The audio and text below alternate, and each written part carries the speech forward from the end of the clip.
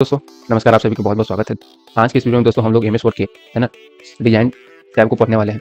इसमें देखेंगे इसमें जितने टूल्स हैं, ग्रुप्स हैं, उनका यूज़ किस तरह होता है। तो आइए इस वीडियो को शुरू करते हैं, जैसे ही आप डिज़ाइन टैब पे क्लिक करते हैं तो आपको डिज़ाइन टैब का ये रिबन दिखाई देता है। यहाँ से लेकर यहाँ तक डिज़ाइन टैब का यह रिबन है। उसमें आपको 2 ग्रुप्स दिखाई देते हैं, एक तो डॉक्यूमेंट फॉर्मेटिंग और दूसरा है पेज बैकग्राउंड। ठीक है, आइए इनको बारीकी से पढ़ते हैं।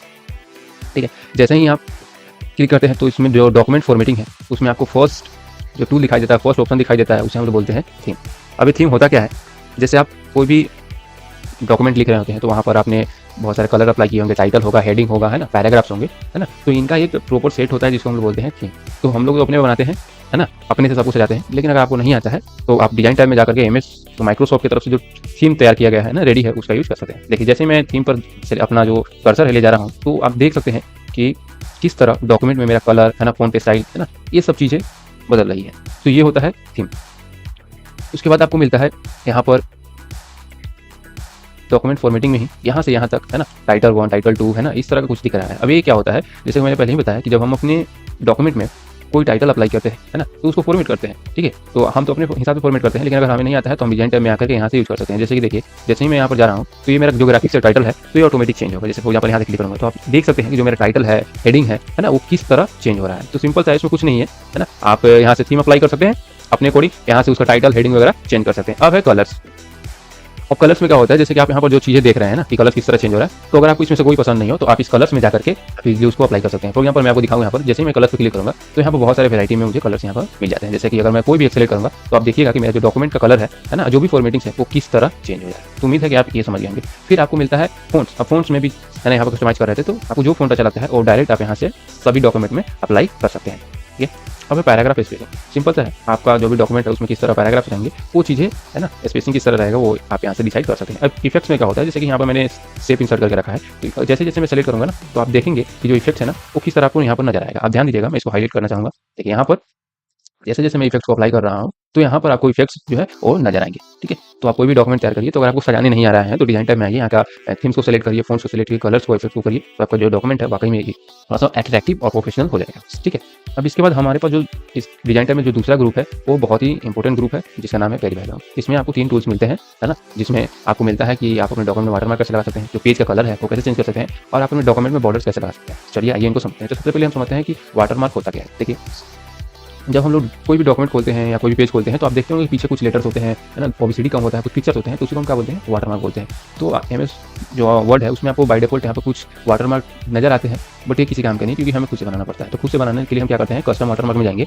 यहाँ से नो वाटरमार्क सेलेक्ट करेंगे, कोई वाटरमार्क होगा। पिक्चर अगर लगाना है तो हम पिक्चर पर क्लिक करेंगे, सेलेक्ट में जाएंगे, जो आपको पिक्चर लगाना हो। फॉर एग्जाम्पल मुझे यहाँ से मैं पिक्चर ले लेता हूँ, मुझे ये लगाना है तो मैंने इंसर्ट करा और इसको अप्लाई करके ओके करूँगा, तो आप देख सकते हैं पीछे में ओबीसीडी कम है लेकिन पीछे में ये जो वाटरमार्क है वो अप्लाई हो गया है। समझ गए होंगे कि पिक्चर वाटरमार्क कैसे लगाना है। चलिए आगे बढ़ते हैं। जिसमें फिर अगर आते हैं कस्टम में, तो यहाँ पर है टेक्स्ट। अगर आपको कोई टेक्स्ट लगाना हो, फॉर एग्जाम्पल मुझे अपने नाम ही लगाना है, तो मैं निगम करके आप चाहे तो यहाँ से फ़ॉन्ट स्टाइल चेंज कर सकते हैं, वो जो अच्छा लगे। यहाँ से आप उसका साइज चेंज कर सकते हैं, और यहाँ से उसका कलर्स आप चेंज कर सकते हैं।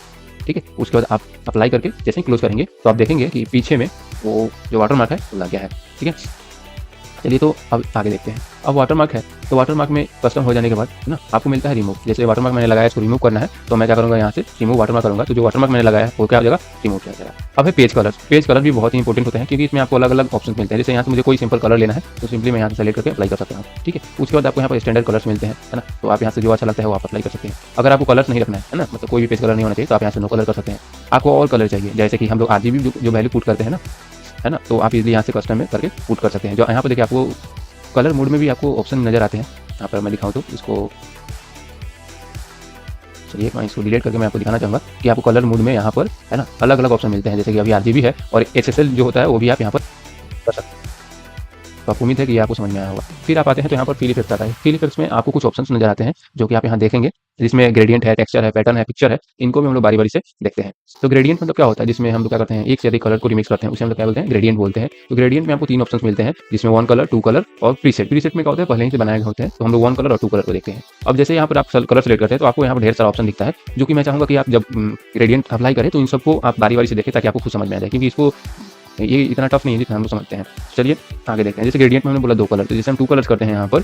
ठीक है, 2 कलर्स में जाकर यहाँ पर सेलेक्ट करूँ, जैसे मैं यहाँ पर ब्लैक ले लेता हूँ, ठीक है, और मैं यहाँ से व्हाइट ले लेता हूँ। तो अब आप देखिए आपको यहाँ पर अलग-अलग वेरिएंट्स भी नज़र आते हैं। ध्यान से मैं इसको थोड़ा-सा आपको दिखाऊँ, यहाँ पर आपको अलग-अलग वेरिएंट्स भी नज़र आ रहे हैं, जो कोई भी आप सेलेक्ट करेंगे तो प्रीव्यू में आपको दिख जाएगा। जैसे ही हम ओके करेंगे तो आप देख सकते हैं जो पेज का कलर है वो ग्रेडिएंट में अप्लाई हो चुका है, ठीक है। अब जब ग्रेडिएंट्स आगे बढ़ते हैं तो आपको टेक्सचर मिलता है ना?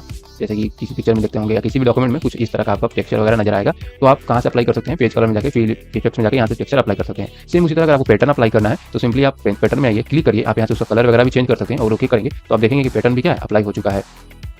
चलिए और आएँगे तो यहाँ पर पिक्चर्स अगर आपको लगाने हो तो पिक्चर पे क्लिक करिए, सेलेक्ट पिक्चर करिए, है ना? पिक्चर को सिलेक्ट करिए और इंसर्ट करिए और ओके करिए तो आप देखेंगे कि जो आपका पिक्चर है वो इजीली लग चुका है ना? आई होप आप समझ चुके होंगे पेज वाटरमार्क, पेज कलर्स को। चलिए अब है बॉर्डर्स। अब बॉर्डर्स में क्या होता है, आपको पता है कि जो पेज के, है ना, ऐसे समझ सकते हैं ना कि जो पेज के बाजू में लगा रहता है मार्जिन, उसे हम क्या बोलते हैं बॉर्डर। अभी नन है तो कोई बॉर्डर नहीं लगेगा, लेकिन अगर बॉक्स बॉर्डर लगाते हैं तो आप देखेंगे कि यहाँ पर, है ना, साइड बाई साइड क्या लगे, एक बॉर्डर लग गया है, ठीक है। फिर आइए इसी में बॉक्स बॉर्डर में आपको अलग अलग डिजाइन मिलते हैं। जैसे अभी तो लाइनिंग है, आप यहाँ से डैश डैश भी अप्लाई कर सकते हैं, तो अलग अलग डिजाइन मिलता है। आप यहाँ से कलर भी चूज कर सकते हैं, उसका विड्थ भी चूज कर सकते हैं, है ना, कौन सा आर्ट लगाना है वो आप इसका यूज करके, ठीक है, ओके करेंगे तो आप देखेंगे कि ये वाटर में जो बॉक्स पेज बॉर्डर है वो लग चुका है। शेडो, शेडो में क्या होगा ये आप देखिए, यहाँ पर आप अगर ध्यान से देखेंगे तो शेडो में किस तरह का प्रीव्यू आपको नजर आ रहा है। तो शेडो में सिंपल ही होता है, तो बॉर्डर से भी आप समझ गए होंगे कि एक्चुअली में ये है क्या। चलिए तो हम लोग आगे बढ़ते हैं। अब देखिए बॉर्डर्स में ही आएंगे हम, तो बॉर्डर्स में मुझे 3D मिलेगा। 3D में तो आप लोग समझते हैं ना, जिसका 3 डायमेंशनल होता है। कस्टम में आप अलग अलग बॉर्डर्स को किसी भी हिसाब से लगा सकते हैं।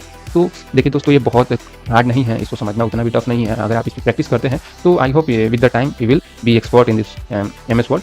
अगर आप MS वर्ड में बहुत कुछ सीखना चाहते हैं, एक्सपर्ट बनना चाहते हैं, है ना, तो आप हमारे चैनल को क्या सब्सक्राइब कर सकते हैं, ताकि आप जब भी अपकमिंग वीडियोस आए तो उससे कुछ नया सीखें। अगर आपको ये वीडियो अच्छा लगा तो आप हमारे वीडियो को लाइक कर सकते हैं, ठीक है, इसे शेयर कर सकते हैं। और अगर आपको कुछ अच्छा लगा, सीखने को मिला, तो आप ज़रूर कमेंट करिए। कोई भी चीज़, आपका कोई भी ओपिनियन है, आप उसे कमेंट करिए। तो मैं फिर से आपको बहुत-बहुत धन्यवाद कहना चाहूँगा। फिर एक नए वीडियो में मिलेंगे जहाँ पे हम लोग कुछ नया सीखेंगे।